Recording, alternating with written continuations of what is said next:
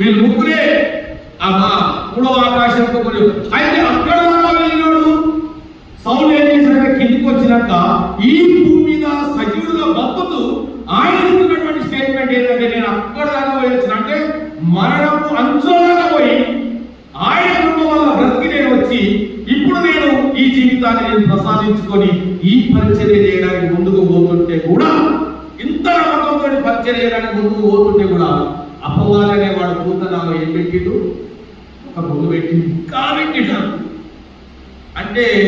పౌలు అంటున్నాడు, ఈ ముందు నాకు తీసేయమని ఎన్నోసార్లు అడిగినా, నాకు ఇది అవసరం, నాకు తీసేదేవా,